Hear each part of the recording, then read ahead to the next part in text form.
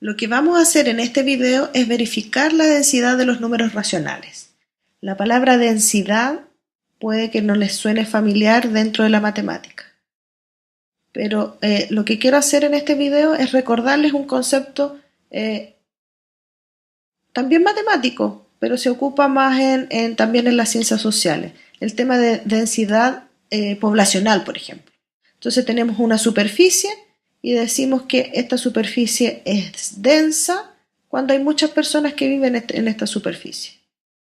¿Sí? Ese es como el concepto de densidad que ustedes podrían conocer. Entonces tenemos una superficie, tenemos gente y decimos que, supongamos que estas dos superficies son iguales, decimos que esta superficie es menos densa que esta porque aquí viven menos habitantes que en la que está acá. Entonces, por ejemplo, Shanghái es mucho más denso que la Antártica, ¿sí? Por el número de personas que viven en esos lugares. Bueno, este concepto de densidad podemos llevarlo a la matemática. Por ejemplo, si tenemos dos números racionales, voy a subir esto un poquito, si tenemos dos números racionales, lo que nos dice esta densidad de números racionales es que si tomo, por ejemplo, este conjuntito numérico entre el 0 y el menos 1, siempre voy a encontrar un número racional aquí entre medio. ¿Sí? Entonces aquí voy a tener un número racional que voy a llamar Q1. Puedo encontrar ese número racional, que es un Q2. Y puedo encontrar muchos números racionales entre un intervalo en la recta numérica. ¿Sí? Lo interesante es que, por ejemplo, ustedes dicen, ya, entre el 0 y el menos 1 encontré Q1 y encontré el Q2. Y también entre Q1 y Q2 también voy a encontrar otro número racional. Y así hay muchísimos, tantos como infinitos. Entonces ustedes van a decir, pero eso es como obvio. Es que no es tan obvio, porque por ejemplo, si ustedes analizan el caso de los números, veámoslo de nuevo con los naturales, que es el primer conjunto que aprendieron ustedes.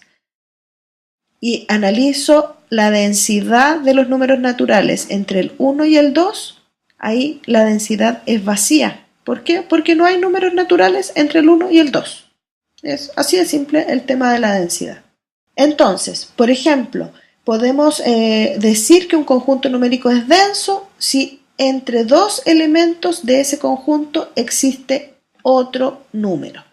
Entonces, por ejemplo, entre el 0,2 y 0,3, que son números racionales escritos como decimal, siempre voy a encontrar números racionales que estén entre ellos.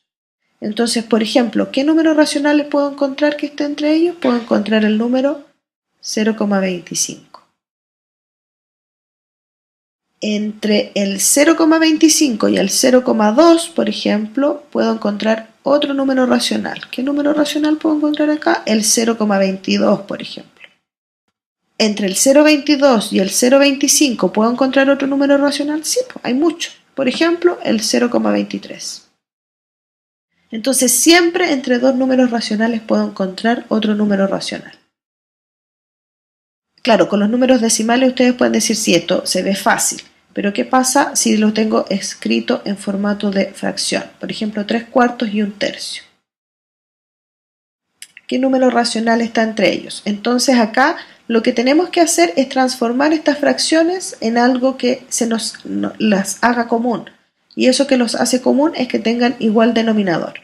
Entonces 3/4 y 1/3 las vamos a transformar en fracciones que tengan denominador común, que es el 12. Entonces vamos a que tengan denominador 12. Entonces, ¿por cuánto amplifiqué? Acá amplifiqué por 3. Por lo tanto, 3/4 se va a transformar en 9/12 y 1/3 se va a transformar en 3 por 4, 12, 4 por 1, 4. Entonces nos queda 4/12. ¿Sí? Entonces, tengo mis dos fracciones ahora escritas con mismo denominador y ahora es más fácil, mirando estas dos fracciones, alguna fracción que esté entre ellas. Entonces, ¿qué fracción está entre ellas? Podemos elegir cualquiera, podemos elegir, no sé, 7/12 o 8/12 ¿sí? 5/12.